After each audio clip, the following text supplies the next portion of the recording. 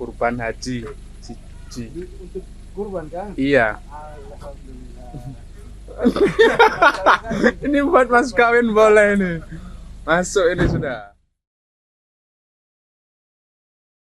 Umat Muslim di Indonesia baru saja merayakan Hari Besar Idul Adha 1445 Hijriah pada Senin 17 Juni 2024 kemarin. Tak terkecuali di daerah paling timur sebagai penghasil sumber daya alam yang melimpah yakni Papua. Uniknya, beredar video yang menarasikan seorang pria mualaf di Papua membawa seekor babi untuk ikut kurban.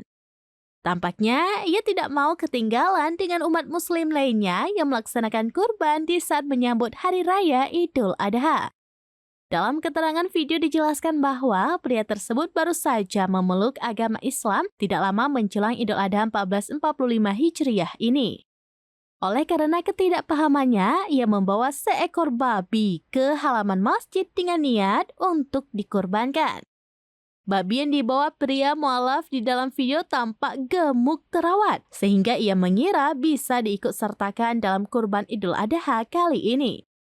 Sontak, panitia kurban hanya bisa tersenyum. Tampak seorang di antara mereka menjelaskan aturan kurban kepada pria mualaf tersebut.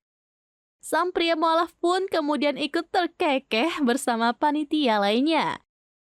Dalam kolom komentar, banyak netizen yang memuji semangat pria mualaf tersebut dalam menjalankan salah satu perintah di agama yang baru ia peluk, yakni Islam. Kurban haji siji. Untuk kurban kan? Iya. Alhamdulillah. Dapat satu kan, alhamdulillah. Ini dagingnya segar sekali. Ustad, ready? Ready. Namanya Pak Ustadz punya mas kawin. Ini buat mas kawin boleh ini.